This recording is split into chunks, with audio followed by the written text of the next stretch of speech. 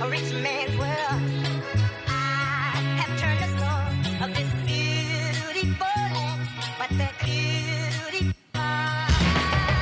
a rich man's world. I have turned the soul of this beautiful land, but a rich man's world. I have turned the soul of this beautiful land, but that beauty, a rich man's world, a rich man's world, beautiful land, but a rich man's world. I have turned the soul of this beautiful land, but a rich man's world. I have turned the soul of this beautiful land, but that beauty, a rich man's world, a rich man's world, beautiful land, but a rich man's world. I have turned the soul of this beautiful land, but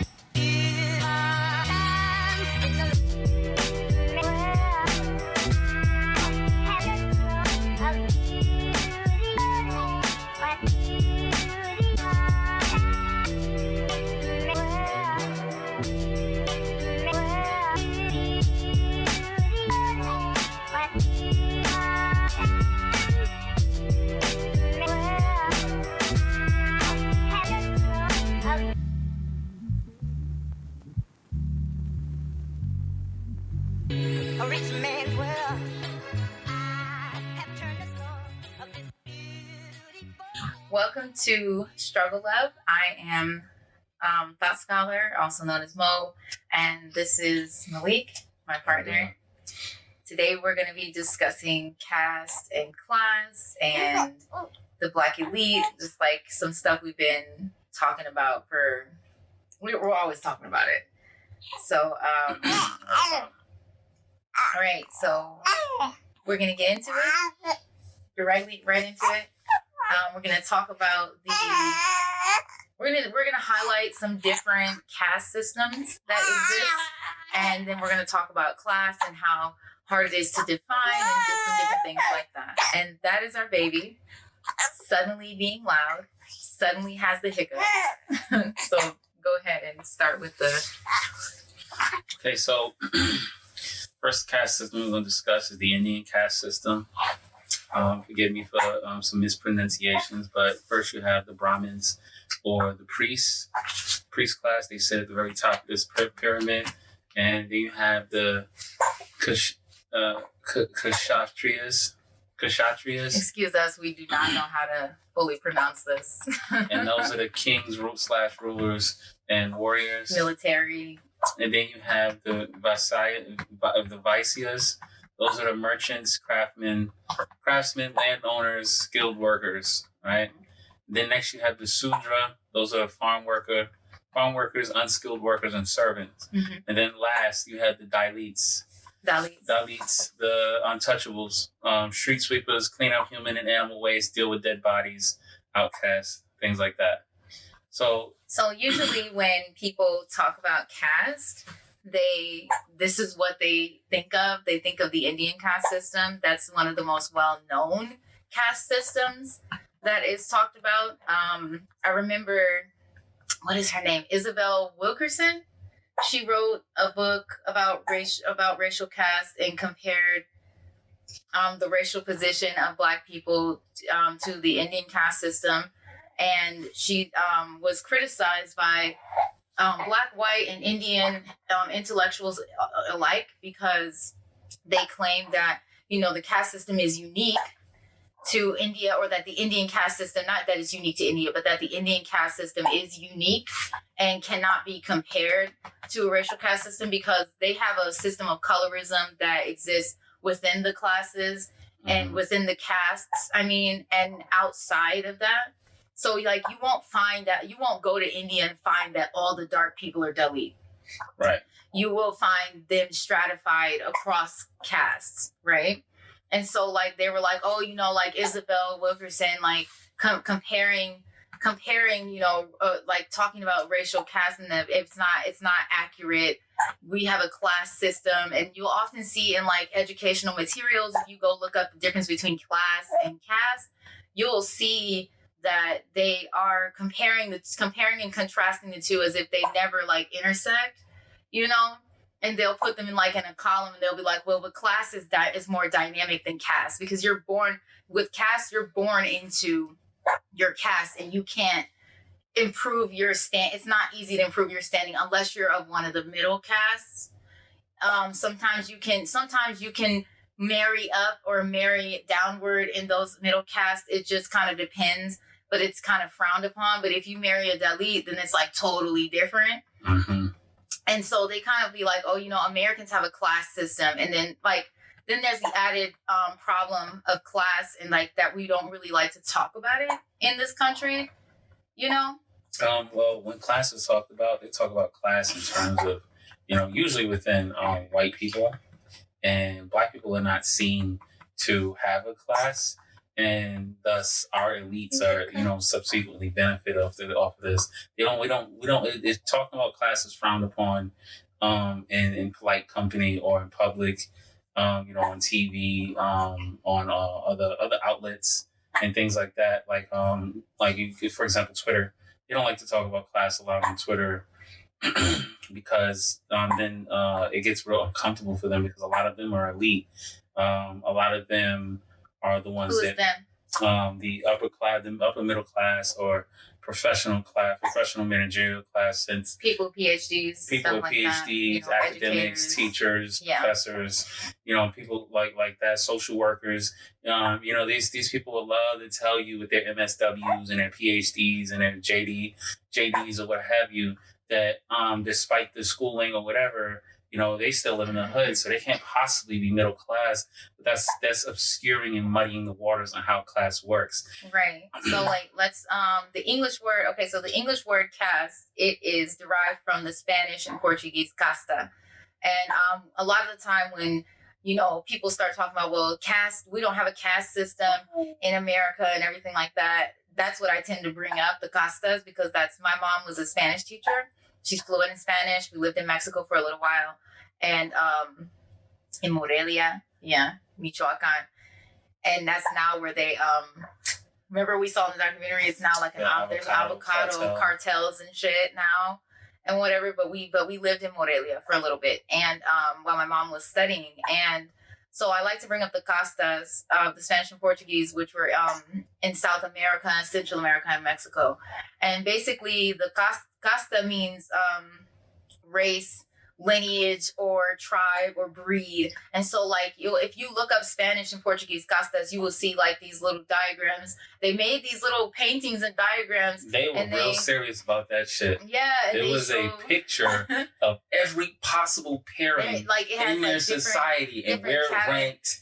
Like what mixes made what type of person, everything, like lobo, prieto, mulata, mestizo, Moor or Moro. There was a box shoe like check. There's like a bunch of different shit. If your father was Spanish or Portuguese, there was a box shoe check. And or if your father was Portuguese or Spanish, and your mother was, a native or mixed or whatever, or Spanish, there was a box shoe check. But if your mother was the Portuguese or Spanish, and your father was the one who wasn't, there was another box shoe check. Yeah, it was like something. It was wild. It's wild. It's wild. Completely. And so that's what I usually bring up, because a lot of the time the people from Florida, California, and Louisiana tend to be the Creole niggas. They tend to be the worst ones about talking to about this. The black people from Louisiana especially will kind of like they were one time I remember somebody was arguing that Drake's son was black, and people were having a hard time with that whole argument because Drake is half Jewish and half African American, right? His dad is from Memphis, his mom is Jewish and from Canada, from Degrassi, Drake from Degrassi. And so he ended up getting this German woman pregnant and had a child with her, and the child showed up in pictures and with his little golden blonde hair and cornrows. and people were like arguing, and it's kind of hard to talk about. It was kind of a hard conversation because we tend to, like, this is what I mean about like the big B, little b arguments, and how that's kind of like an elite argument. Like, that's something that they're arguing about, but it's like black and proud is kind of like being co-opted into the institutions and by the black elite, who originally didn't even fuck with the term black, right? They didn't fuck with it. They wanted to be called African American. And this was like the overwhelming thing. And somehow we came to some sort of consensus that we're black. And then they started like being like, well, we need to capitalize the black because it's as a pronoun, because, you know, to differentiate it from white, as, you know, like in lowercase. And then there's some people were like, well, no, because they're in relation to each other. So then they capitalize white too. And, you know, like, you can always tell who had a white editor or who believes what, because like of how like it appears in the academic writing, and the black intelligentsia is doing what.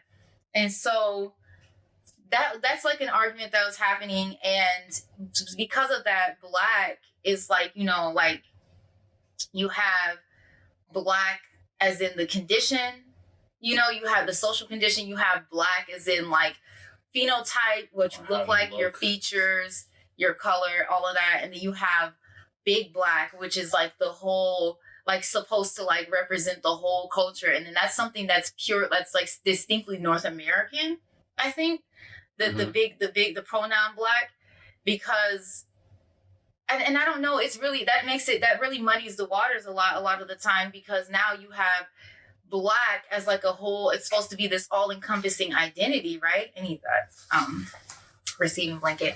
It's supposed to be this all-encompassing identity. And so it kind of obscures the class relations between, like, intraracially, as well as regional differences in blacknesses. For instance, even though Louisiana is in the South and Texas is in the South, technically they have a totally different culture and experience around race, like historically. Florida is Spanish Florida. There's a lot more Haitians and Caribbean people there. Canada has a lot more Caribbean people up there because of different forced migrations and things like that. And so, like, you have a lot of different black people being subsumed under this label of black. And then, not to mention, you have like Nigerians who are not only subsumed under black in certain cases in the university and beyond, but are also subsumed under the national identity of Nigerian, which is, you know, by these forced borders that they have. When in reality, what did you find? That most of the Nigerians. Okay, so Nigerians.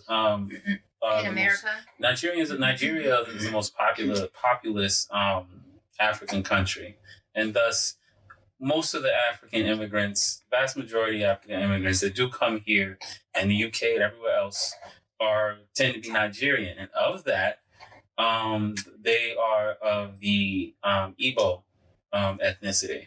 Yeah, and then there's many other subgroups of Igbo, but like, just we're speaking generally. And so, like, we wrote, you know, we're talking about like caste. So like, a lot of people don't know that there is an Igbo caste system, that there's constantly fighting, and there's different groups that are fighting against the what is called the Osu caste system. Mm-hmm. A lot of the time, though, these arguments tend to focus on the Osu, which, you know, is understandable, but they forget about the Ohu. And then a lot of the pieces that talk about Osu and Ohu, they don't mention what the other castes are. And so like people were like, again, they were I don't know why I said again, but people were like, when I talked to white people, mostly white women in particular, about Kamala Harris, for example, and the fact that her mother was Brahmin, and that was significant. That's significant, and how she's received by Indian and Asian communities here, South Asian communities, and that it's a whole realm of shit that a lot of black people don't even know about. This is a similar thing. A lot of black people in the Americas who are not Nigerian don't know that other cultures have a caste system. So like, they automatically refer to the Indian caste system, or even in some cases, some are aware of the castas because it's in the Americas, but they are not aware that other cultures have caste systems, when in fact there are a lot of like Japanese had the Japanese, Koreans, like Japanese, a lot of Koreans, different cultures have had caste systems. There's a caste system in Haiti that a lot of, if they're not upper class, or were born and raised here, they may not know about, because people get here and go, oh, they have a frowned upon history of slavery here, and there are certain benefits to being black when you're a certain class that you can skate by on, while still maintaining a certain separation from black people like me. Yeah, or her. You might still be experiencing racism within your socioeconomic status group. So Africans and Caribbeans, Caribbean black people will come here, and to come here, you kind of need to be upper class, and they will benefit from being black while also keeping certain shit tucked away, and even from their own family members. A lot of Nigerian children who were born and raised here in the second and third generation might not know of the caste system from back home, because they live here now and it's not mentioned. And so, and you know what I'm saying? And Haitians might not know about the caste system back home in Haiti, where you have, families that are subordinate to you, and children that are supposed to be, sent to you under the guise of getting their education and whatnot, but they work for you and can't leave, and you don't pay them and don't educate them, and they're essentially in every way, shape, or form a slave.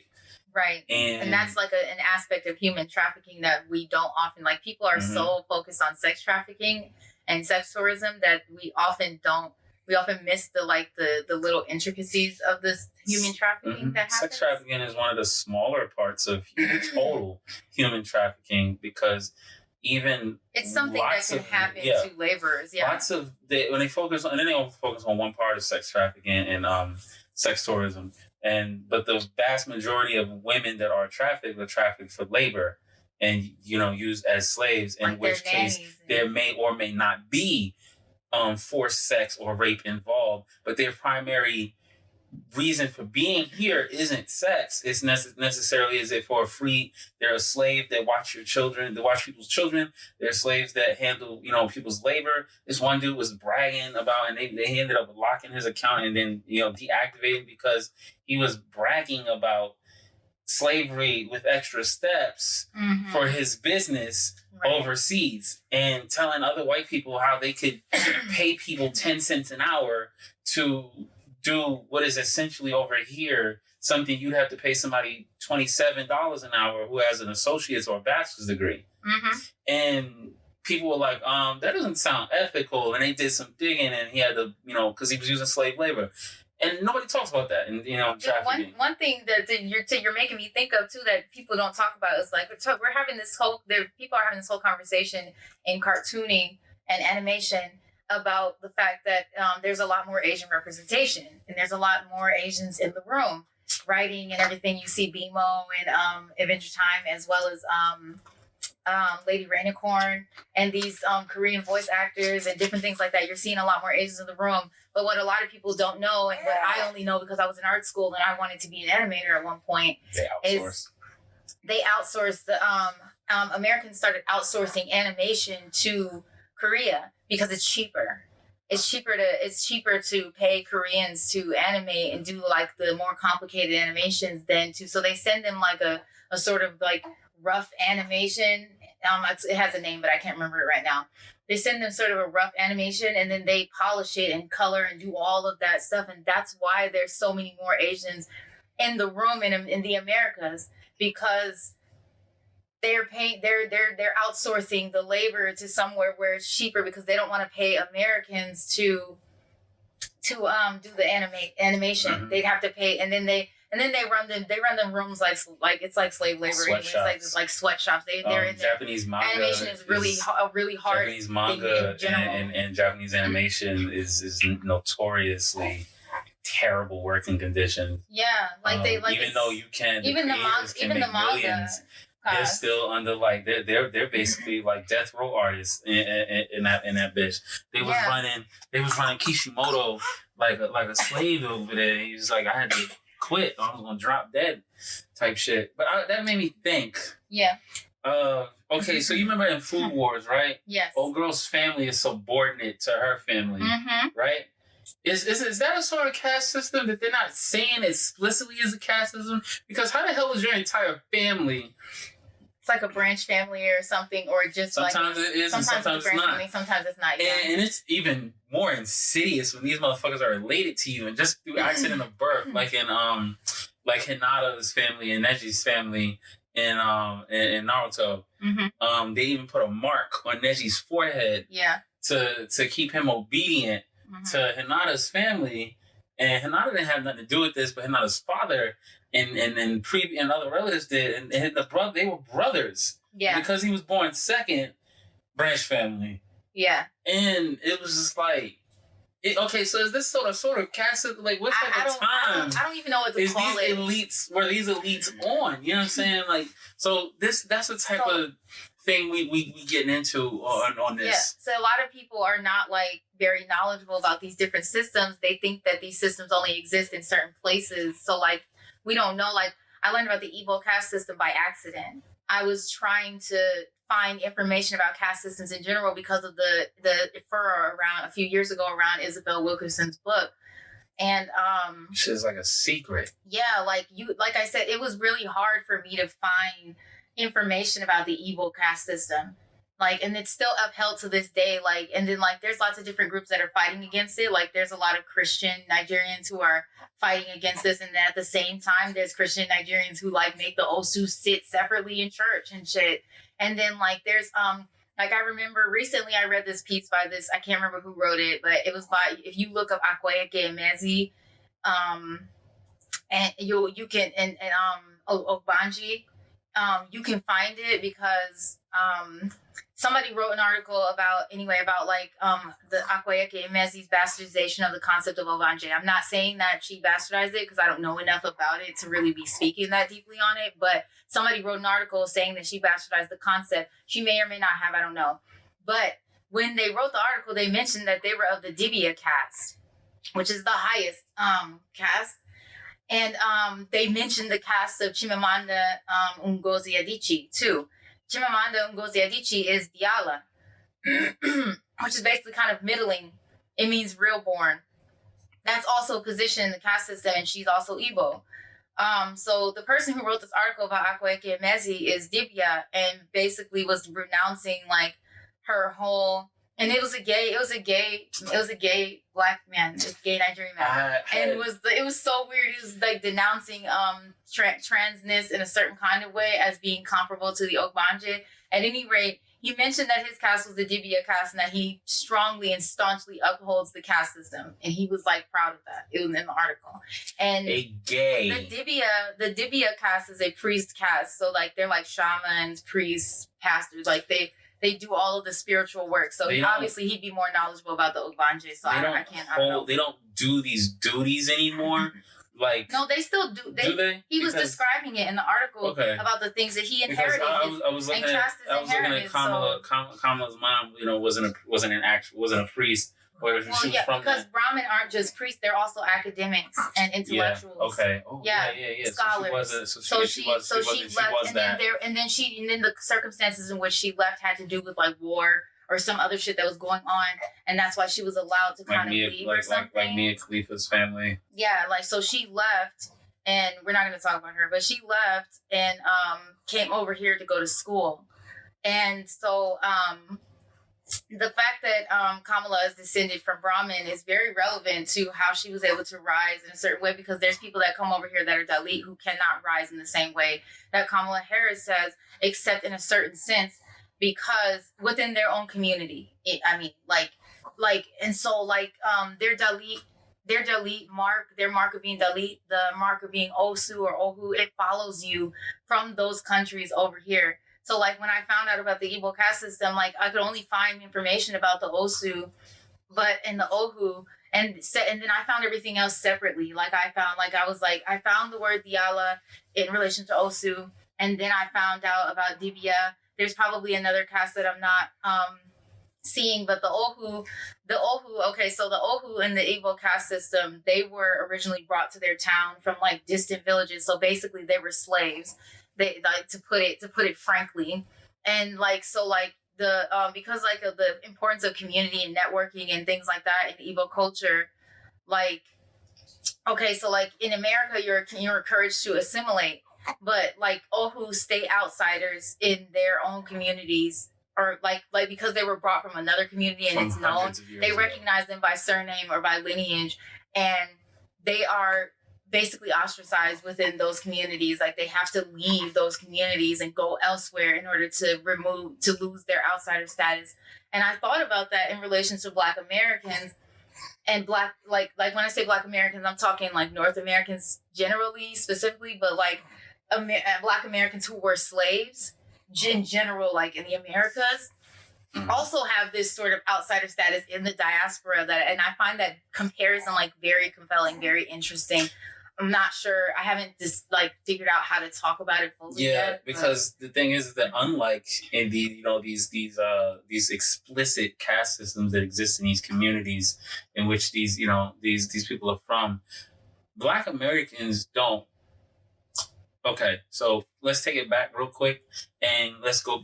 She was talking about the caste and these people, Diala and Dibia and things like that. Yeah, and it makes me think that a lot of them live in the UK, a lot of them live in America, and they use the image that every people have of Nigeria or Africa, the continent of Africa. It's just homogenizing. But like when you look at all of these people, these specific, these Nigerians outside of Nigeria, a lot of them come from a specific group or caste that enables them to, number one, expatriate to white countries. Mm-hmm. It is not cheap to come from Africa or it's not cheap to come from Africa to America or the UK or Australia. And yet there are plenty of Nigerians there. Mm-hmm. More than any other fucking country. If they're poor and they came here, some of the poor, like they were sponsored by someone else, or they were sponsored and then like they owe them, or like that's the human trafficking aspect. And it's like, or like being, you know what I'm saying? Mm-hmm. And like it made me think that like, expanding this frame of thought to include, Africans, because I have only recently found out that, this sort of caste system type thing exists within Black people in a certain kind of way, which is kind of why certain entertainers are never really seen, like people like the middle class and the academics and everything. Everybody want to kind of shit on them because even though these entertainers now have money, they're still considered low born. You know what I mean? And if you look at the histories of Black Wall Street, you look at the histories of, Nicodemus out in, Arkansas, Kansas City, somewhere around there, out in the Midwest, and these free cities and everything like that. There was one in North Carolina too. Black people who got free and could read and write, or, would tell friends and family that like, they on some intel, like if you was a slave and you got free, like they don't fuck with you type shit. And I remember reading this like, because like you would think during slavery, like, but free Black people saw themselves as being better because they were never free or never slaves. It's not even just that. A lot of people don't know this, but like Black club women and Black men who were in the North, who were orators and speakers and lecturers, and who were in the intelligentsia and everything like that, they used to actually, and I think club women did this more often because this was something that was seen as what women do, how like making pamphlets and handing out leaflets and different things like that. They would actually make pamphlets to tell the new Blacks from the South, from the rural areas in the South that were migrating during the Great Migration. They would make pamphlets to tell them how to dress, to tell them how to act, which is why we have this, like, some of us have this past where, we had great-grandparents and great-great-grandparents who, like, renounced the fucking overalls and shit, renounced certain styles of dress and certain styles of speaking because they were seen as backward. And so they would hand out pamphlets to their cousins from down south and be like, and they would sit, because people would send sometimes they would send the people up north, particularly women, they would be sent up north to live with relatives or to live with people that, they knew that were community, and they would be taught how to dress, how to talk, how to conduct and comport themselves so that they wouldn't fall in with riffraff. And a lot of the times we talk about this in terms of the Black female body and in terms of Black women, because at that time, that was kind of the focus, this idea that women were able to save men and purify men by remaining respectable, by remaining like clean and pure, and you know, that women were in charge of social hygiene and different things like that. So you have Black club women who were like basically running finishing schools and starting finishing schools in order to improve the race. And so like, let me see. We wanted to talk about caste. We talked about the Ohu. And then when we talk about social hierarchy in America, this is where it gets complicated, right? Because we have classes, and a lot of the time our definition of classes is very, like, a lot of people don't understand class. I feel like we talked about this in the last episode, how like I was told constantly that I'm working class because my mom was a single mother, but my mom was a teacher. And a lot of people haven't had the experiences that me and my sisters have had. Now, we weren't able to get into Jack and Jill because Jack and Jill is run by mothers. And a lot of people don't know this because a lot of these little societies are very closed and everything. They don't say anything. They keep it real hush hush. You pay your dues. You can be sponsored to go into these, but somebody has to like vouch for you. So like one of the mothers has to vouch for you, or the grandmothers of the groups, because they plan all the events. So I ended up going to one of these social events when I was a kid. I had to have been about like, I want to say 15, 16. And my sisters are about, one of them is 1 year younger than me and one of them is 3 years younger than me. So we were all adolescents and middle adolescents. And we ended up not getting in because like part of the reason I think is because my mom, we have two different fathers. My two sisters have a different father than me. And that also ruined my mom's courtship with a Senegalese man, by the way. Like, we have us having different fathers. It was okay if she had 3 children, but only if we had the same father. When he found out that we had different fathers, that I have a different father, he was like, nah, I'm good. And so like, it's kind of a class thing. And so if, you know, one of the mothers has to vouch for you. And so I guess my mom like wasn't able to ingratiate herself enough with the women of the group. So we were rejected from the group, you know? And so with class in America, it tends to be very like subjective in a certain way. And when people talk about it like in objective terms, it's still not kind of not clear that it's by profession, like your status. Talked about a lot of time is mainly seen for most people as income. So, but anybody can tell, like, if you think about it for 2 seconds, anybody can tell you that if I am a construction worker, and even though I can make $54,000, $60,000 a year, and let's say that means I make for some teachers in some areas, if I'm a construction worker, I make about $30,000 to $20,000 more than them. Mm-hmm.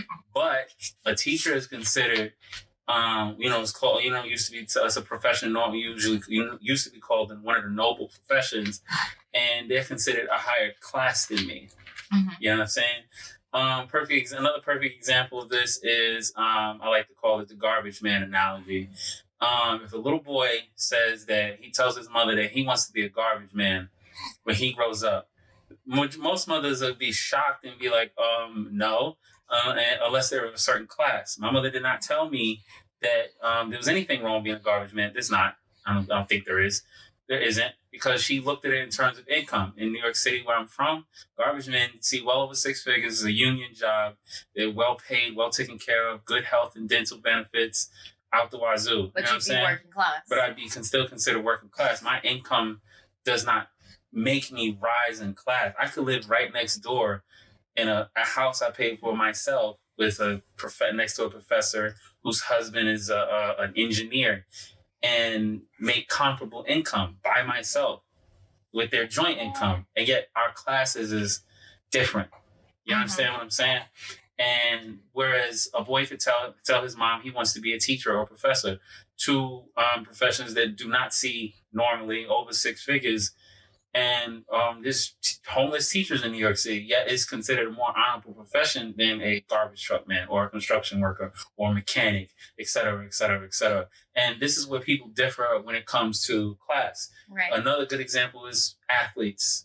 Mm-hmm. Athletes make ridiculous amounts of money, and so do rappers and R&B singers, et cetera. But they are not seen as people we should be, especially when they're black, they're not seen as people we should admire or look up to. Well, there's different classes of celebrities. There is. Which a lot of people and don't singers, realize. especially female singers, are seen as much higher than, say, rappers and athletes. Football players are some of the the lowest class of athlete you can be. Mm-hmm. Rapper is the lowest class of entertainer you can be. I think baseball and soccer is the highest. Mm-hmm. And it's seen golf is the highest. I'm sorry. Mm-hmm. Tiger Woods is not seen the same way as, let me see, they were playing at the same time. So Tiger Woods is not seen as the same as, say, Allen Iverson or Donovan McNabb or T.O. You know what I'm saying? There's ways you can act that would be, yeah. Tiger Woods could never be braggadocious and talk shit like T.O. could in football. Remember when we talked about the fact that, like, remember in the late 90s, early 2000s, like, everybody was on the Iverson braids wave. Iverson braids, we need Iverson braids and everything like that. And then when all of those artists and athletes, between musicians and athletes, when all of them started to get older, what did they do? They cut their hair off. They cut their braids off because... Well, not Allen Iverson, but everybody else. But a lot of people who had braids like Trey Songz, they cut their hair off and they're like, I'm grown and sexy now. Like, this is adult now. I'm an adult, so I'm cutting my braids off because this is seen... The braids are seen as, like... touchstones are seen as childish, degenerate, and masculine, and criminal, and which is why Alicia Keys cut her braids off. And Alicia Keys stopped doing her braids and started relaxing her hair and straightening her hair because people were associating her blackness with her being a dyke. Remember? They were like, she was like, it was just so traumatizing and so sad to her that she was being seen as a lesbian. She was wearing lipstick. She was wearing long dresses because of her braids and her hairstyles, her black hairstyles. And so after her second album, during her second album, she experimented with having half her hair braided and the back of her eye. I remember that because I used to braid my sister's hair that way because she's mixed. Eve used to have the short haircut that was natural. And then when she went on TV, and when she got on TV, she had the blonde long hair and the lace fronts and the feminine, feathered fucking. Because straight hair is more feminine. So in a way, and Alicia Keys hasn't really changed from that since then. In a way, like the straight hair is seen as more feminine, and like once you get to a certain class level, they're like, I have to let go of certain aspects of blackness while still trying to have an advantage by being a black representative. Like, I represent black people, but not really, because I'm beyond them. I'm better than them because I'm not wearing these styles. I don't look like this. I don't act like this, So like, she straightened her hair because to get away from her blackness, to get away from this idea that her blackness was synonymous with being a dyke, because she was really private about her relationships until she had that affair with that rat-faced man. And this is one of the reasons. This is one of the reasons why female rap is policed so hard.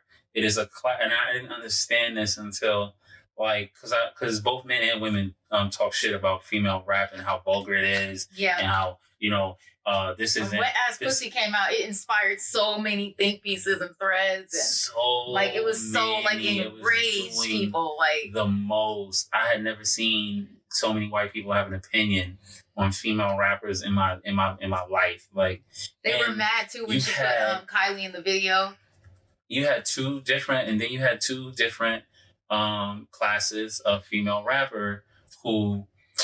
And here's where the difference really showed up. You had two different classes of female rapper. You had the MC Lights, Queen Latifah. I'm not saying that they, were for or against, but just to, denote class where level. People place them. Like how Common is a conscious rapper. Right. And shit. So you had the Queen Latifahs, the MC Lights, the Sister Soldier types.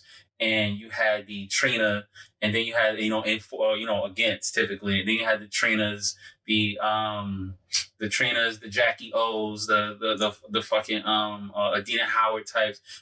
For and saying yes, we did the work. So we walked so these women could fly, type shit. And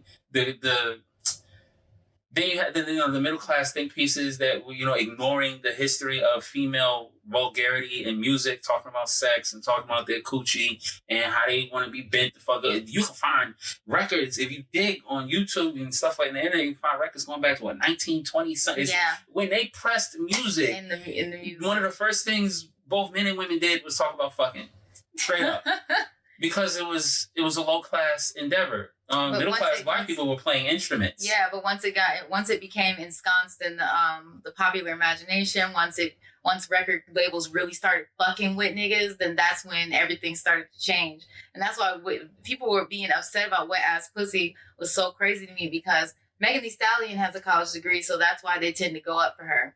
Cardi B don't give a fuck.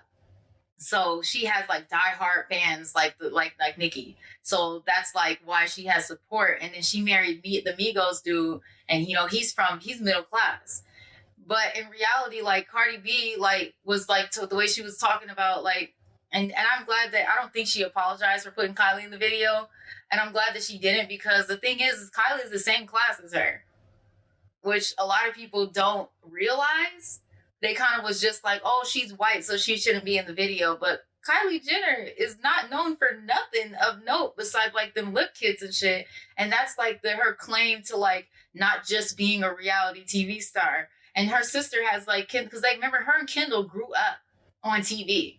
And so like that's why I don't feel bad for Kendall, because her connections and her money made her be able to go above like all these other models who have to work way harder.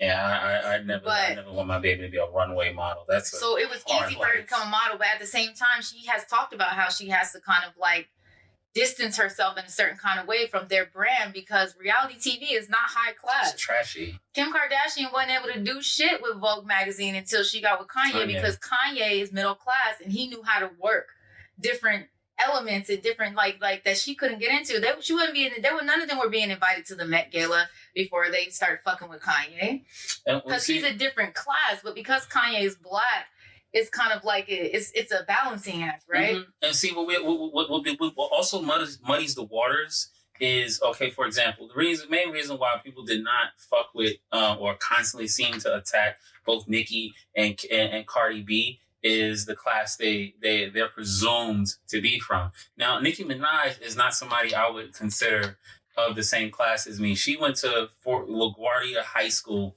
in Queens, okay? And if you're from New York, that is I'm talking about the LaGuardia what is his name? Luigi Di Foriello LaGuardia High School for the Performing Arts. I know I messed the name up, but she went there, okay? She was not... For us that are not from New York. That is a high level high school, okay?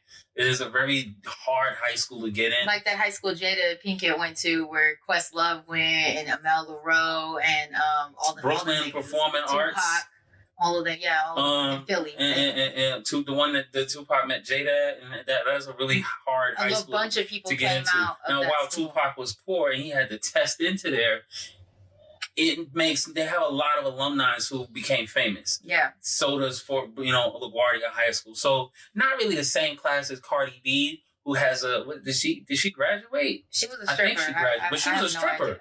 You know what I'm saying? Nicki Minaj was not a stripper, but Nicki Minaj was associated with Lil Wayne, and so there was an implied low class here that. Mm-hmm. Barred their entry or made things a lot harder, and people want to call it sexism and misogyny, but really it's a class thing. Yeah. A lot of black motherfuckers in hip hop are not poor or did not come from the streets. They used to, but they got them motherfuckers out of here a long time ago. And that started with if we want to look back at it, that started with the juxtaposition between fuck the police and Public Enemy. Yeah. You know what I'm saying? They was like, they basically said the right way. Wait, hold on. I remember when I found out Ice Cube was middle class, like recently. I did not know that. Like my whole life, I didn't know that. I was in my late 20s. I was like, nah. And then I heard it again a few weeks ago or last year. And I was like, what? That's probably why him and Eazy-E ain't get along. Yeah. And that now I'm like, damn, that's probably why Eazy ain't like that nigga.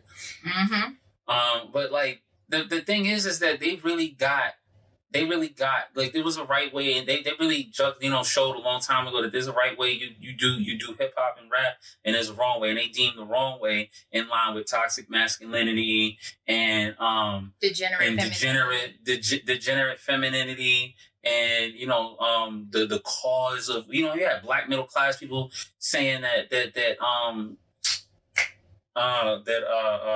who the artist who made fuck the police. I don't know why their name is escaping me right now, but they were saying this is why the black community is the way it is. But they didn't say shit. Public Enemy went mainstream. Run DMC went mainstream. You know what I'm saying? Yeah. And Run DMC and Public Enemy is full of middle class niggas from Queens who grew up in houses. The Fugees too.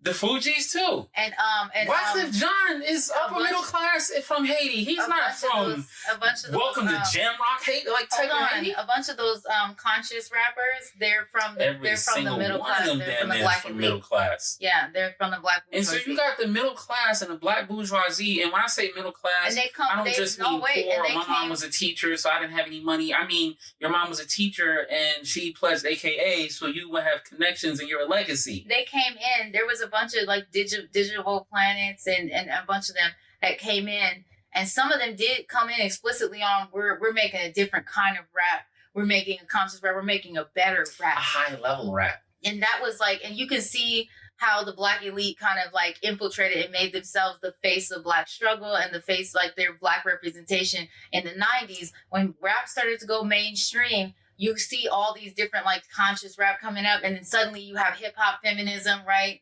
Critiquing rap music and saying, we need to take this form of art seriously while still trying to like be like, oh, we need to remove some of the more degenerate aspects of rap music because of how masculine, hyper masculine it is. And this is funny to me because I remember reading a study a couple of years ago that talked about like misogyny and like sexism and where we find these sort of like who is a bitch, a hoe, and like misogyny against women in rap music. And surprise, surprise, most of it was in female rap.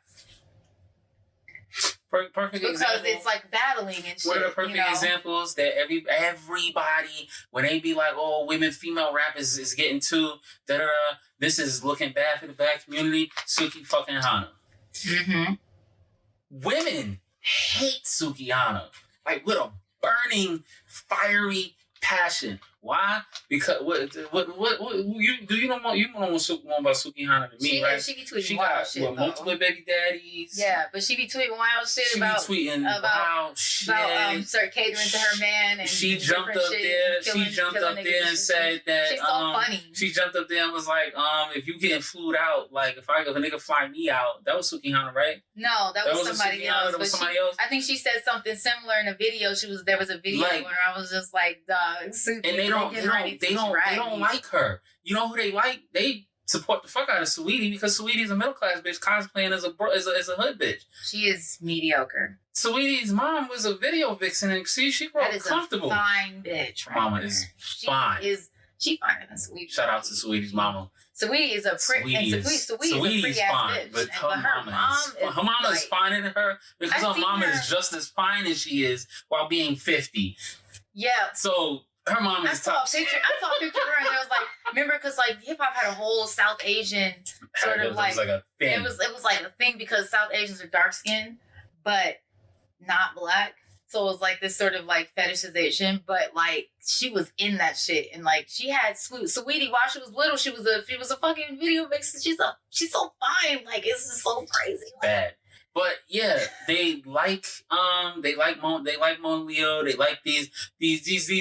They like it when middle class people cosplay as Offset and them. Grew up in a house in a nice ass suburb of Atlanta. They're not from Atlanta like Amaretta would say. They grew up in fucking. Their dad is one of their dad is an AKA. Like they had it. They didn't have to get it out of nothing. But they were able. We saw this starting to happen when glam rap started to happen. When Diddy got involved and a bunch of other. And what is Diddy? Not just him, but a bunch of other players. Middle class niggas who was producers and everything like that, and who was in managerial positions at these labels. They would go out and recruit hood niggas, and then they would change their music. Is this what editors are for, right? So that they change. You can't even be a comedian without an MFA. Stuff. Yeah, like I looked that up. We looked that up the other day, and I'm sitting here looking like my whole life is a lot. Every black person, hell, every person you see you always on Comic View, and most of them, if not all of them, are in these little connections at these Ivy Leagues and with MFAs and all this type of nonsense. And even the black ones tend to be, because they're black, more elite than the white ones. And have at least 2 or 3 Ivy Leagues under their belt as an undergrad and as a master's degree. Like Chappelle. And exactly, like Chappelle. When I found out about Chappelle, I was like, so he's not from the hood, but he was making all of this stuff. And now that he's old and established, now he talks about his upbringing and his comedy. Chappelle was not talking about how he was sitting in the hood and, he's listening to black dudes talk about getting it out the mud and they've got the struggle and he's thinking, I don't know what the hell y'all talking about. He's talking about that now. He wasn't talking about that in none of his specials. And when millennials, I'm 34. I didn't grow up with him talking about right. I didn't grow up with him talking about how he's not from the hood.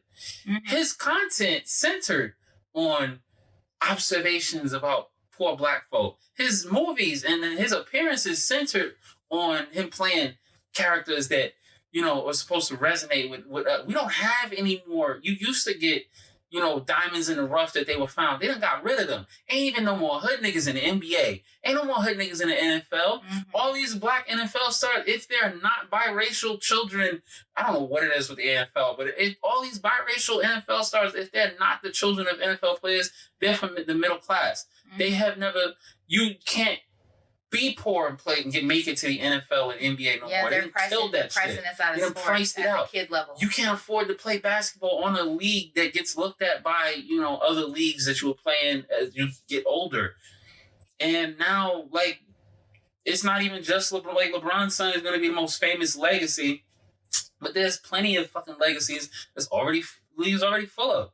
And so there's no more, they don't wash out and got rid of us based on class. And now we're just representation. They take the aesthetic. They with the gold chains and all of that. And that was something that glam rap was representative of. Exactly. Even as Diddy was supporting Biggie and all of that other stuff and whatever, they were coming out with this flashy, look at me, I got money. That was the era of Cribs. Before Biggie got with Diddy, he was in the video with Craig Mack, and that was how it helped. Cream.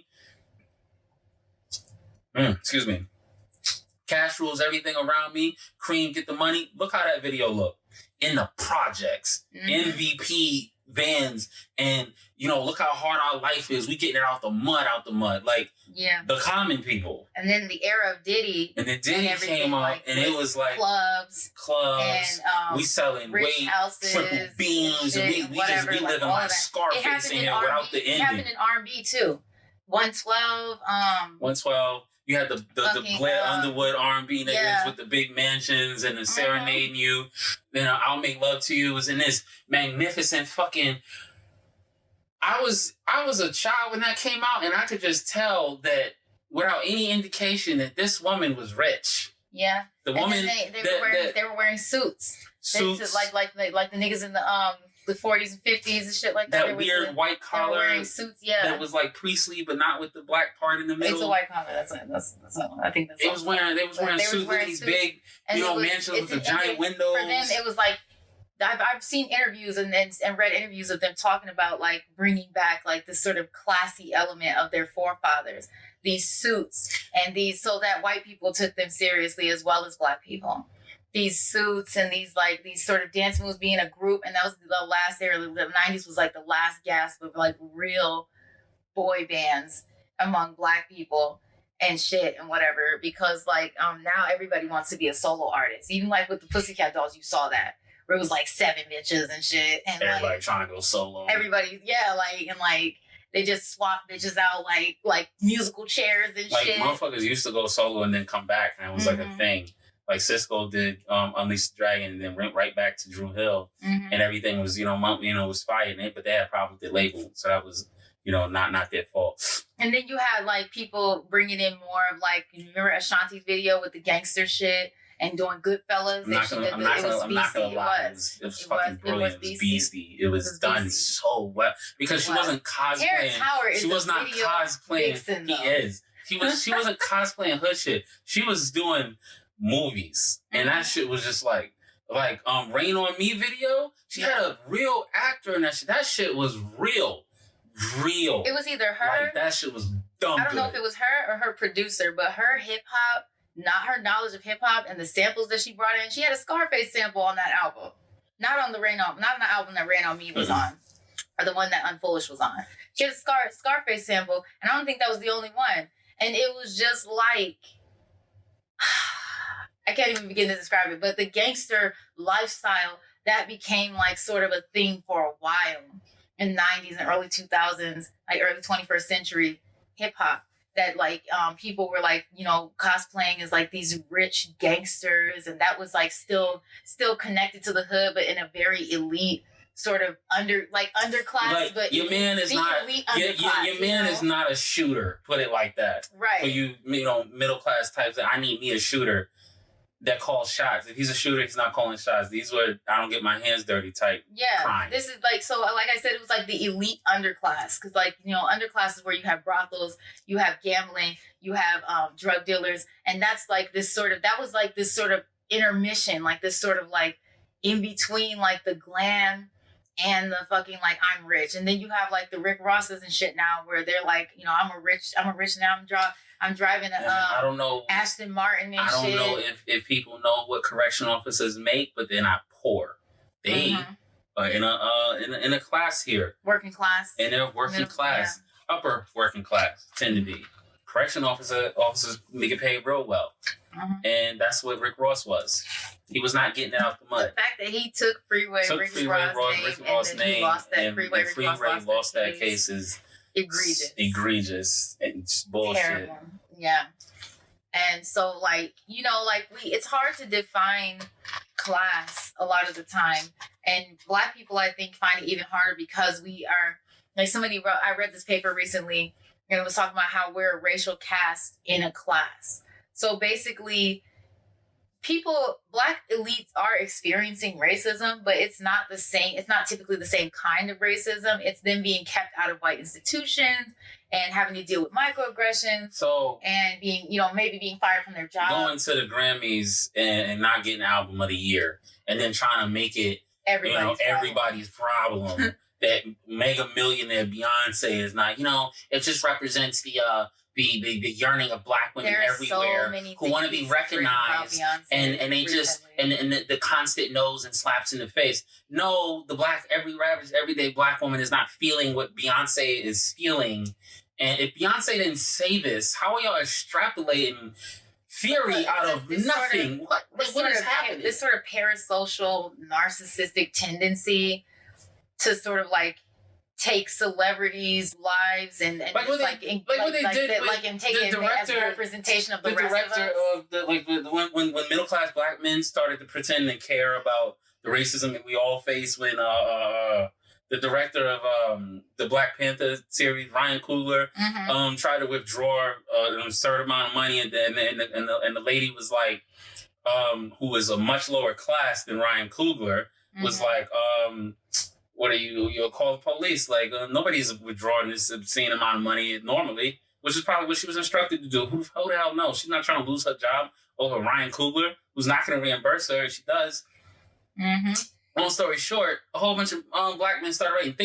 You never hear from middle class Black men mostly. No. But suddenly they had found their voices. They weren't available for Freddie Gray. They weren't available for anybody else. But suddenly they found their voices to bitch about some rich Black man getting discriminated against. They do this shit with Future too. The thing is, that kills me is that Ryan Coogler, nothing about Ryan Coogler was affected except his pride and his ego. Right. When racism hurts men in my position, we die. Or our whole lives are ruined, like, and never get back on track. Yeah. Dead and everything else. He didn't lose the rights to produce the movie. He didn't lose any future directing opportunities. He didn't. The one thing I was with y'all was on when with the upper class was when Monique got blacklisted. Yeah, that was some bullshit. And that was some bullshit because it happened with her own damn people. It was bullshit, and then on top of that, the conversation around it was complete bullshit. Because now a lot of niggas is acting like they didn't say what they said. Exactly. But they blame her husband. Exactly. A lot of black elite women blame her husband. This is what happens when you let a man run your career, but they have nothing to say now. And then the elite black men like Steve Harvey was like, well, maybe if you'd have just played ball and kept your mouth shut. I was so happy when she got. I was so happy when she got on. She went on The Breakfast Club and called Steve Harvey a coon. She told what's his name to his face to either we say it out either you gonna say what you want to say out in the open or keep it on the playground. Don't try to play in my fucking face and disrespect me and da da da. And you know why? Even though Monique is rich and has been for years, she doesn't get the same type of treatment as all these other fucking black female comedians. That's not Samore or whoever, is because, and why the rest of them don't get the burn and we need more black female comedians, as if Samore, Monique, and all these other black female comedians we grew up on don't exist. Because those black female comedians did comedy the old way that you can't do no more. They started out in club after club after club until they got hot and became the queens of comedy. Can't do that shit no more. Yeah, they did the Chitlin circuit, and all these fucking comedians Kevin Hart is the last. He is a millennial. You understand what I'm saying? He is an older. I'm 34. Kevin Hart is like 38, 39. Yeah, he is a millennial. Last of a dying breed. You understand? He's the last of a generation that could go from comedy club to comedy club to comedy club until you get high. He was working class. He was working class. Working poor, and that's why, and they used him cheating on his wife, which was a deeply personal situation. There's 1,000 reasons why motherfuckers cheat. We don't even know what the fuck she was doing. It is a situation that should have been kept.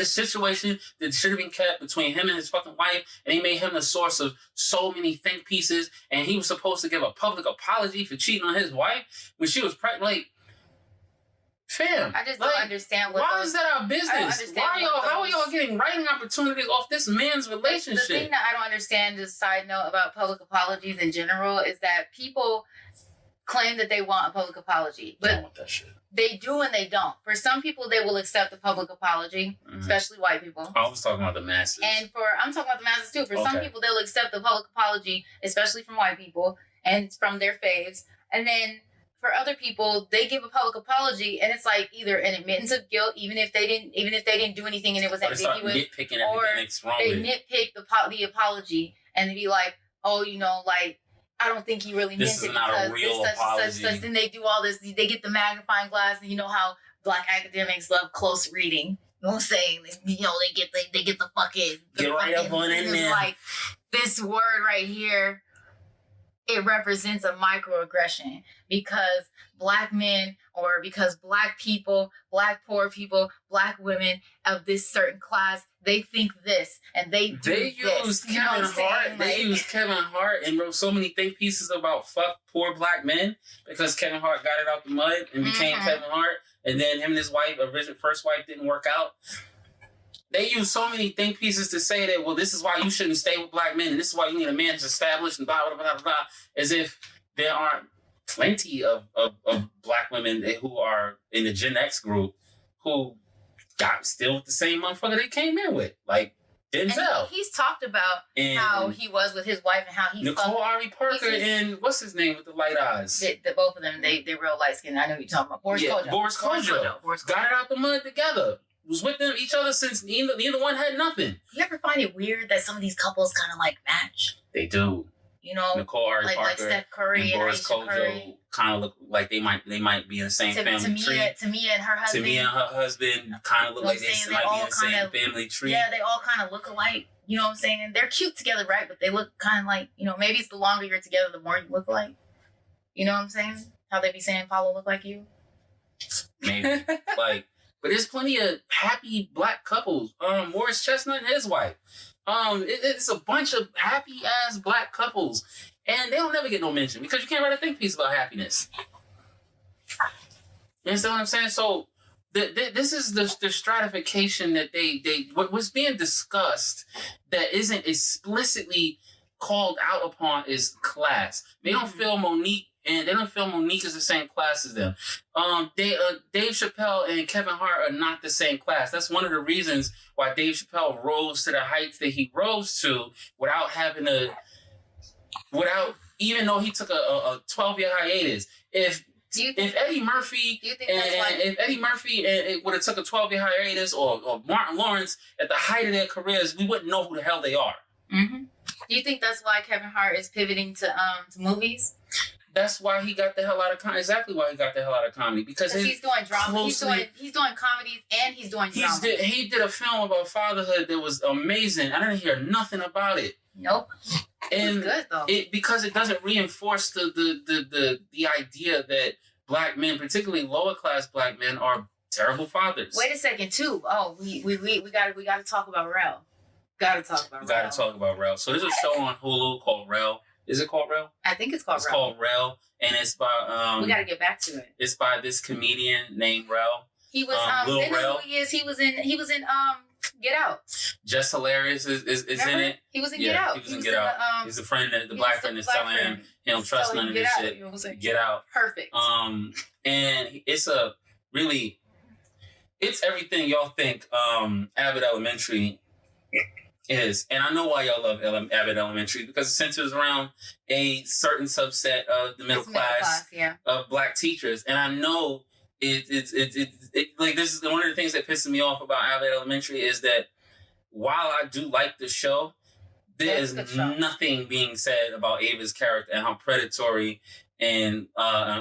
she is in the way she treats Gregory. She needs a sexual constantly. Gregory, and it knows what it's doing, because the writers put in there and had Gregory's character look at the damn camera and go, "Are y'all seeing this?" And nothing fucking happened. Also noted that Gregory is the only black male character of his social status besides his father, who the guy who plays father, Orlando Brown. They actually look alike. Yes, they said that on Twitter. It was like, they told Orlando, this could be your real son. But he's middle class. His father, he ended up middle class because his father was a veteran. His father was a veteran. He's in the Navy or the Army? He was an Army colonel. Yeah. Not enlisted. So the only veterans know exactly what that means. The only lower class black man that's on the show is the janitor. He's funny as hell, but he's the only lower class. He's the help, and the rest of the boyfriend, the white dude with the dimple, his jaw is immaculate. His the only thing that saves his face. It does, right? Otherwise, he'd be ugly. Yeah, but he's cute because he has that chin dip, that strong chin. He's in the curly hair. It works for him. And his black boyfriend, though, middle class. Everybody very on the soft-spoken, show. So even though they don't have a lot of money, and this is what, and the presence of Barbara is there for I saw Barbara's character, and I saw exactly what that's for. Barbara makes fun of the fact that her daughter is dating Gregory. And Gregory doesn't have a lot of money. Why? Because he's a male teacher. Mm-hmm. And Barbara has no sympathy for him, even though Barbara makes the same as Gregory.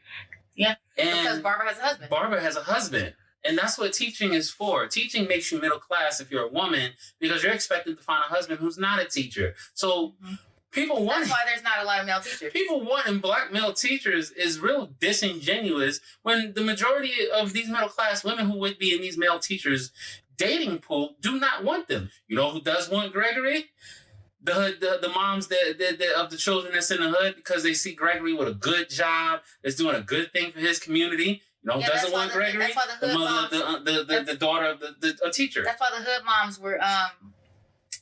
moms were coming after him and trying to date him. The hood moms is throwing him 50-yard Hail Marys, like they are after this motherfucker. And the only one who's going to end up dating him is Quinta's character, because she dated beneath her class before, so they already set that up. And she felt that and they did it. It's real subtle, and they didn't shit. They didn't shit all over Tariq's character. Mm-hmm. But the fact that she felt like they painted Tariq's character and made him seem like a buffoon, a fool, childish, chasing some irresponsible, childish dream. They do these things where they talk about their home life and how they live together. And she took care of him in a certain kind of motherly way that is, which is kind of weird to me, because this same group of women type of, tend to say they need a man that's going to do X, Y, Z that amounts to the same stuff but they that set I it do up, for my daughter. They set it up nice because they set it up real nice because they set it up where they had met in junior high. And they had been dating off and on. And they did all their whole since then. And somehow her going to college, made her better than him. But they're from the same place. But then they stayed together. But then, she started hearing other people saying different shit, and she wanted to do different things. She was just fine with that relationship until then. She started being like, well, the thing is that she had a problem with asserting boundaries in that relationship that she has to address. She's been slowly addressing it, but she has to address certain things moving forward. But because, she didn't... The problem wasn't that they were of different classes, which people kind of... it's subtle. It's implied. That the problem is because there are different social classes, but the reality, because he is in a different social class, even if he's been successful now and shit. She's a teacher, that makes her part of an elite class. Mm-hmm. And while he's a musician. For him, it's for her, it was she didn't want to change him. And sometimes, the thing is, people talk about changing relationships as and always in a negative sense. But sometimes you do have to change for the people you love, just like they have to change for you in a certain kind of way. And it all depends on how much you're willing to change and what is considered what you consider to be the core part of you and your personality and what you want out of life and different things like that. So on a certain level, they may have been able to work it out and they may not. We don't know because there wasn't the chance given because she didn't know how to assert boundaries in that relationship. And he kind of took advantage of that. And we tend to do that sometimes with people we love. We get comfortable. In a way, that's what I mean by taking advantage. He got comfortable, so did she. And so then she gets to this point, she's hearing shit from other people, and she's like, I outgrew him. Yet he's going to being successful doing his thing.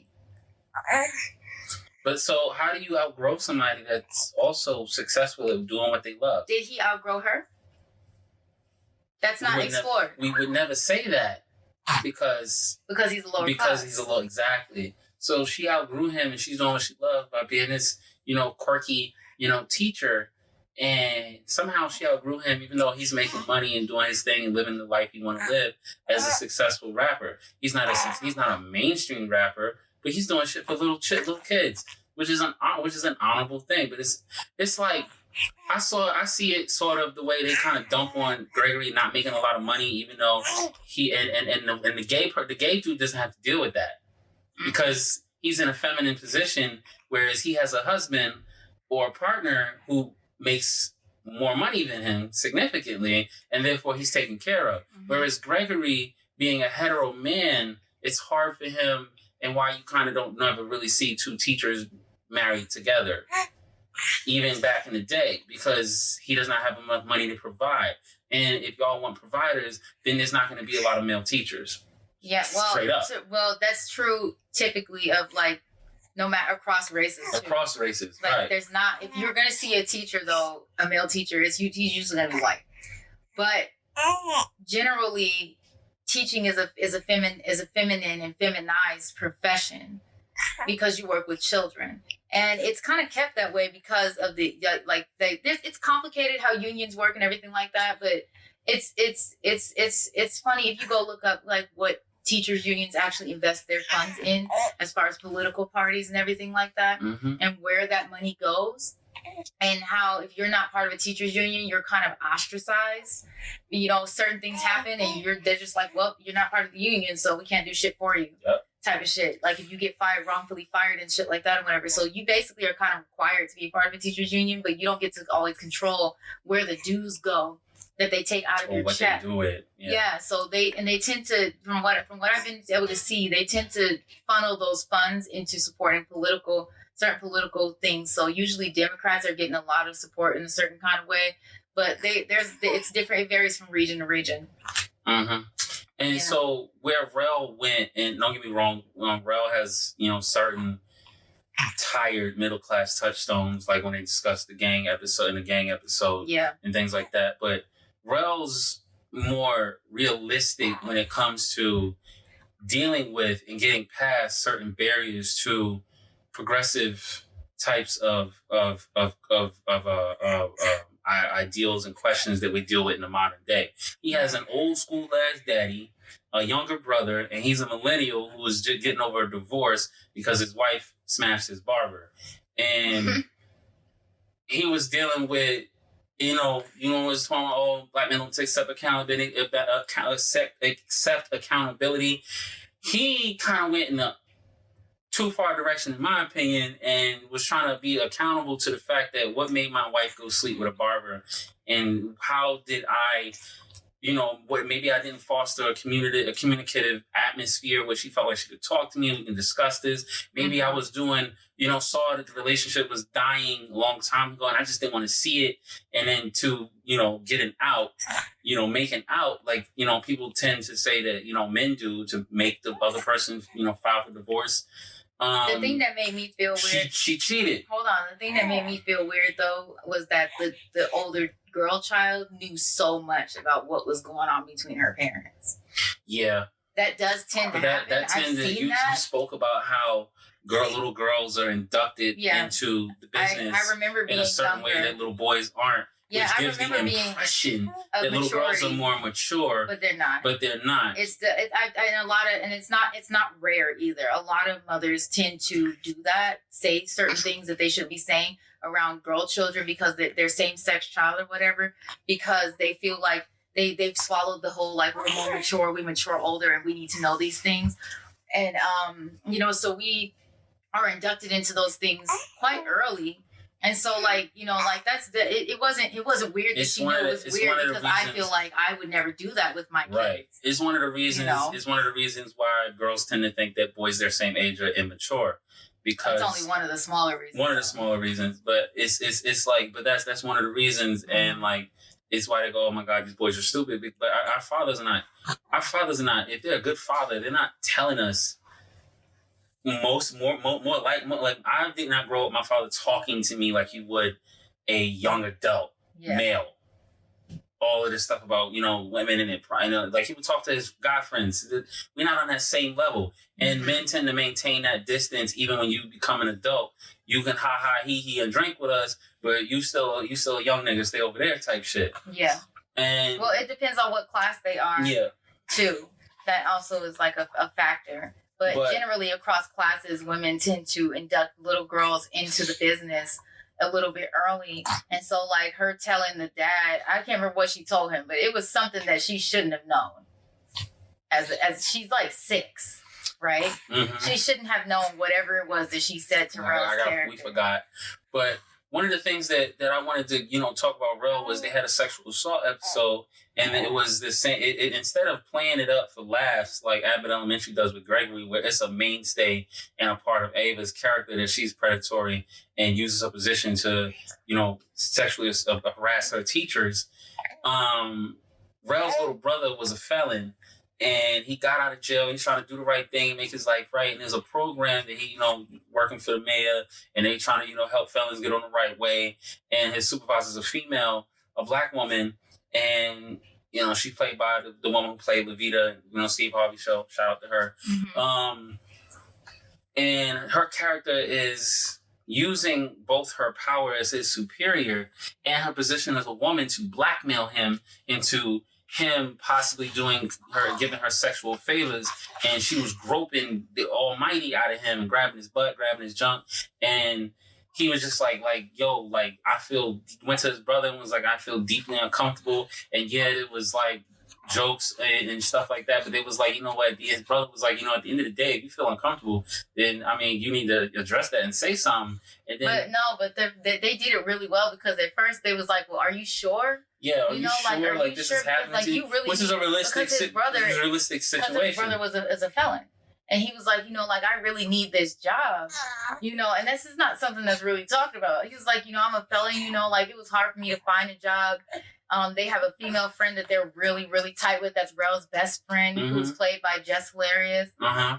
And she was like, are you sure? Because she knew this woman. Uh-huh. And he's like, him, are you at sure? First though, his father was dismissive, and I don't think that was ever resolved because he's an older dude. He was like, well, we dealt with this all the time. You should be lucky, or whatever. That's that perspective. And then Rel was like kind of in the middle at first. And he was like, I don't know. I wouldn't say anything at first. And then he came back. Rel's character actually came back later as the older brother, and he apologized. And he was like, I'm sorry that I didn't believe you before because, you haven't really been serious. You went to jail, on some bullshit, selling, party drugs and shit. And I'm like, I should have, but regardless, you're my brother. And, you're saying you're uncomfortable, and I should have taken you serious. And that was really the moment for me that he came back and was like, I was wrong, I had all these different thoughts about what it is to be a man and what sexual harassment is and this and that and third and, and then like personal to you, like what you've been doing. And like, I had to come back and really be like, nah, like this shit isn't right. And then they spoke to the female friend and she was like, I'm going down there. It was like, nah, okay, are you sure? All right, because I'm asking you sure? Because I'm finna go down there and put my foot in this bitch ass. Like, yeah. And she went down there and she cussed Shorty out. And it was like, it was realistic to me as someone who's dealt with that type of thing before. And he didn't end up going to the authorities because she was in a position of power. And he was a felon. Mm-hmm. And he's a man and she's a woman. He's a black man and she's a black woman. So, and I did like how it was resolved. He was never going to get any type of justice in that situation. Yeah, because she they didn't blow smoke about ass about it either. When she spoke to her, she was like, I mean, we're in this position. We're in positions of power now. And it's only right that we do the things that they've been doing to us forever. Type shit. And I'm not gonna apologize. She was unapologetic about that shit. As fuck. And then when the guy came in that was ahead of the thing, he was like trying to like smooth everything over on some like let's not. Because he was running for mayor. Because he was so he was like I'm chill, but he didn't really do anything either. And then it was left unresolved. But what was resolved was their relationship and him being like, I fucked up. I'm supposed to be the older brother. I'm supposed to protect you. And I failed you in that moment when I questioned, the story. I wasn't there. Yeah. Like that shit was like really like, wow. Like, and the dad was a different generation and they portrayed that really well too. You know what I'm saying? And the dad wasn't necessarily, it's not, okay, so most people would be like, oh, the dad was callous, he don't care. No, he basically said niggas deal with that shit all the time. You're gonna get used to it. Yeah, which is something older women might tell younger women of a certain class. Oh, I got a boss and he's touching me. Well, how do you think I made it to the position I'm in? We just dealt with that. And that's just the type of thing you have to... Oh, internalized misogyny and like these women don't know what they're talking about when in reality they're speaking on their powerlessness in these situations and just trying to play it off with laughs and shit, but like that's basically what the dad did. Rel did what comedians, in my opinion, is supposed to do, and that's total line between joy and sorrow. There's a cry between the dad's dismissiveness, and they explore that in his grief over his wife, who Rel's mother died, and they explore that in his grief with his wife, and the fact that he really does not want to live in the place of sadness because he feel like if I go there, I'm not going to come back out. And there's so much stuff he had to bottle in his 60 some odd years as a black man that, he's not he doesn't feel it. He's like, what can I do? I can't do, so I might as well just move on. But you can only move on so much. Mm-hmm. And Rel, who's only one generation, from him as his son, is living a completely different life as a man. And his brother is living a completely different life as a man from him. And it showed... Remember, he's a nurse. He's a nurse, exactly. When you talked about class earlier, I meant to mention that, but Rel's character is a nurse, and he's working class. And there's still these middle-class sensibilities that run through some of the episodes, but it's still really good. I would pair it with Abbott Elementary, definitely. Because it's just that he had, for example, he had the middle-class sensibility of trying to reform a racist. Mm-hmm. And they shot every single one of his shit down. It did not end in a feel good. The racists remained racist throughout the episode. Did not change because you can't change. Bro, just, you know what? I tried. I give up. I realize you can't change how you're going to think. But, I happen to be a nurse in this situation and you're not. So you go ahead and go take that shit off to the poorhouse. Yeah. So like Rel really gets into and confronts class in a certain way, such as black men and poor men having to constantly renegotiate what manhood is to us. And our relationship to it. And sexual harassment. Deal with sexual harassment that people tell us doesn't happen to us. Also, one thing we had to talk about before we start to wrap it up is Jess Hilarious' character. Now, I can't remember the name of her character right now, just like I can't remember the name of Rel's brother or his dad or anything like that. We haven't watched it in a while. It's been a while. But what I did love about the show, because they're working class, Jess Hilarious' character came up multiple times in a protective role. And a lot of the time, one thing that I tend to see on Black Twitter a lot is how Black women's protective role, it masculinizes us, and that we need men to be the protector. And if they're not doing that, then they're not real men and we don't want them. And that's a thread through not only divestiture rhetoric, but also through Black feminism in general as a project and an ideology of reforming Black womanhood. Lux feminism, Twitter, and telling us what Black womanhood is. Hyper femininity and soft life Twitter. Jess Hilarious' character protects the men that she cares about in her life. And at the same time, we had an episode where she stood up to this girl's mom because the daughter was talking to her crazy. And she went and talked to her and was like, why is she talking like that? And the mom like went off and started talking to her crazy. Like, well, maybe you might be like. And like it was just like, I love her character because she is aesthetically very feminine. She doesn't have any kids, but she's a great, like, cool auntie to, Rel's kids and everything like that. But she hops up and she was like, I'm gonna use my I'm gonna use my feminine wiles to da-da-da. But she be joking, and when she needed those men, they were there for her. Yes, and she was there for them. When she got back in touch with her mama, and her mama was on bullshit. And Rel's dad was like, nah, she's always been on bullshit. She told them to come to this, that she had an emergency. Somebody robbed the store. The only people that came were Rel's little brother, and his father. Dad. And she was like, what are you doing? Well, you said that was an emergency. So I came right over.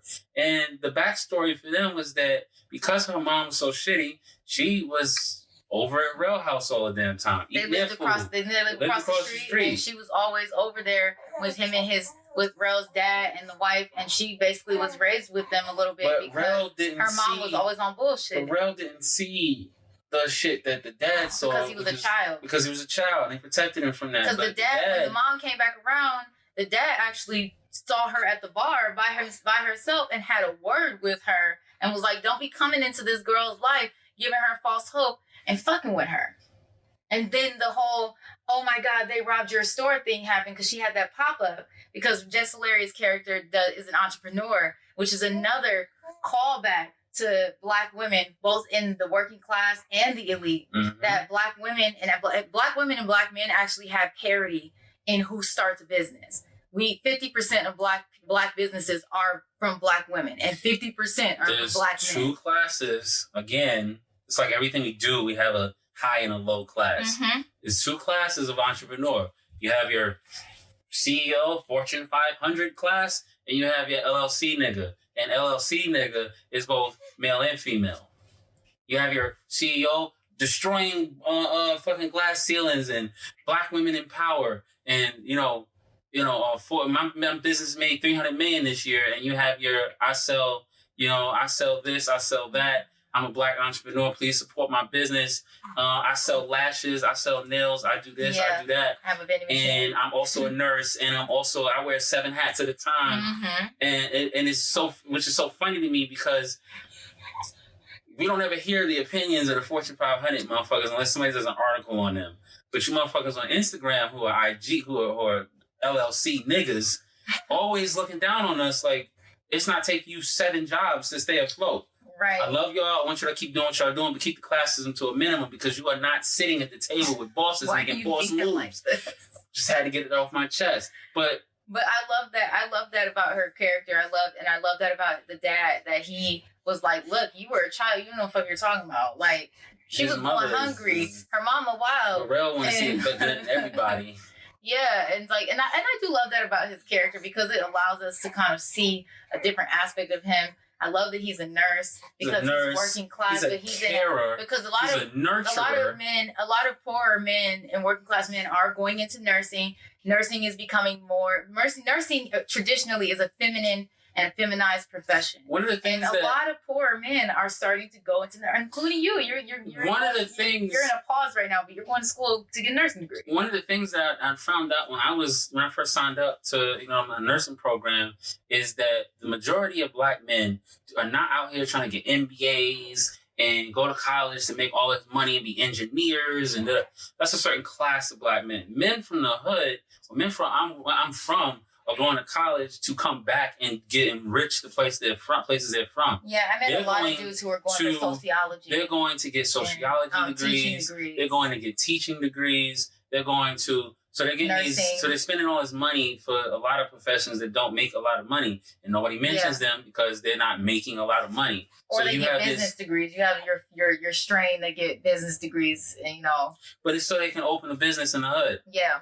And try not to, and do the best not to fail. And so, it's counter to this both these alpha male types and these women and the women who want these types to fulfill our gender obligational role. Well, because they can bask in their femininity that men are not nurturing, men are not caregivers, men are not. It's not even just all of these stuff that they assign to gender that doesn't have a gender. It's not even just that too.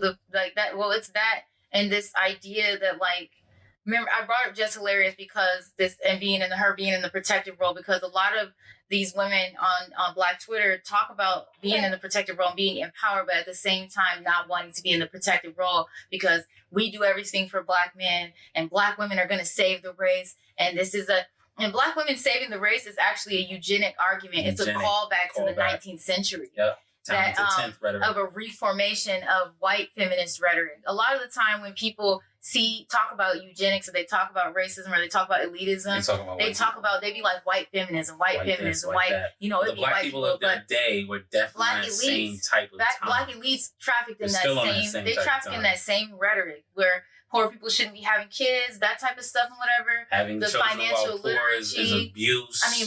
Literacy. All of that type of stuff that comes from that 19th century eugenic rhetoric.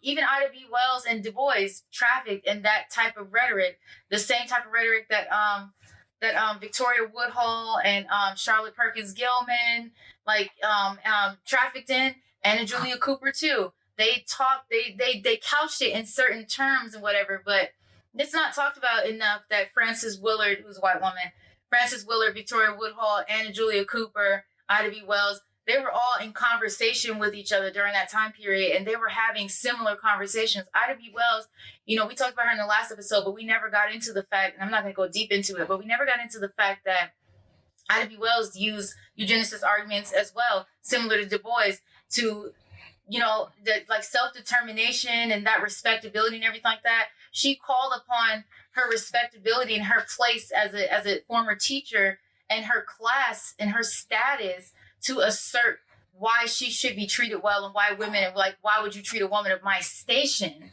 like this? And that was her argument into the fall of humanity and civilization. And Black women and Black men who were in the elite class, they trafficked in a lot of this eugenic and euthenic, they call it euthenic rhetoric. Euthenic rhetoric is the changing of the environment, and the idea that what the parent does can impart that to their child. So the idea that if I was a sex worker, my daughter's going to be thoughts. That's a euthenic thing. If you were a drunk, your children were more likely to be drunks. If you're a smoker. If I sold drugs in the past, no matter you're probably raising drug dealers. Even if I'm not even a drug dealer no more, I got my degree in middle class. My son is used to get drunk. There was Black women who in the South who actually were running temperance movements down there because they felt like temperance movements, because the dad's a drunk or the mom's a drunk, then your kids are going to be drunks. And, and it was all about improving the Black race. And then there were some Black people who were like, we can improve the Black race by marrying white people. And it was Black men and women on that other side. It was two sides of the same coin, though. This idea that we're creating this race. And then simultaneously and in conversation with white people white women Like with black people, like with Du Bois white has women connection were with Margaret Sanger. yeah, white women were also having these conversations and either avoiding race or just outright being racist. They have different ways. But the thing is that people tend to be like, oh, that's just white feminism. When they talk about like hegemony, when they talk about dominance, when they talk about elitism, they always like try to throw white. They always try to throw white bitches in the fucking trash to deflect from their own elitism. And it's it's very telling. But the thing is, implied is not me. When you do that, though, it tends to place white women as the progenitors of all feminism, when in reality, even though they didn't call it feminism, it was the women's liberation movement and suffrage and all of that. It goes back. These arguments about poor people having kids, particularly poor black people having kids, black women and white women and black men and white men and the elites were all making those same arguments. All that was different was that white women tended to make those white feminists in particular tended to make those arguments toward black women and black men, and then black women and men of the elite would make those arguments toward black lower class and underclass. So it wasn't that black women were just reforming and redoing and rehashing, like painting a black face on white feminism. Mm-hmm. It was a parallel and conversant discourse that was going on, that was eugenic, that was euthenic, that was elitist. That has to do with what? Institutionalized, yeah, all of that. And then like that's what these writers were talking about in this paper when they talked about a racial caste and a class. In that when we talk about Du Boisian double consciousness, when we talk about Patricia Hill Collins and eventually Kimberly Crenshaw and Bell Hooks with intersectionality, we need to place those discourses and those concepts within the class that they emanate from, meaning that these people are speaking about their experience from a position of being in the black intelligentsia and the black bourgeoisie, which is how you got talented 10th arguments and all of that. They're speaking from that position and purporting to white people to speak for the rest of us, which is why it's hard to apply intersectionality, not just to black men, but to lower class black women, because they're speaking from their position. They're speaking about the racism they experience at their level. And then tacking us on and talking about us. And even if they talk about lower class black people and they use these terms, they're the ones that are theorizing They step on us to get, and we're seeing this today in, for example, this guy made a really, really, really good article on the fact that the black middle class, the black elite, the black professionals, the black intelligentsia, the black academic class uses us as a stepping stone, and they basically use our blood spilled to build careers and stuff for themselves. Mm-hmm. All these Eric Garner, Mike Brown, Trayvon Martin, et cetera, ad infinitum.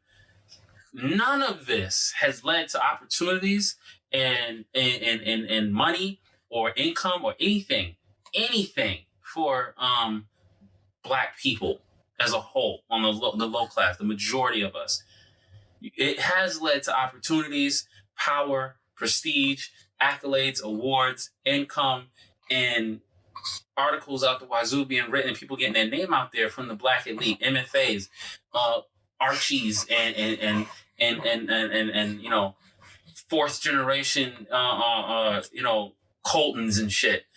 Black people who don't live the same type of everyday blackness that we do, who use their blackness in proximity to us to be the only or one of the few black voices in a room. And that's where we're at. And until we have an honest conversation about class, reform is where we're going to be at, mm-hmm. and where we're never going to get free. Right. So we're going to wrap this up now. But if you're watching us on YouTube, please like and subscribe. You can also listen to Struggle Love on Spotify, Audible, and you can support us financially on Thought Scholar. Thought Scholar's Patreon at patreon.com/ThoughtScholar. That's patreon.com/ThoughtScholar.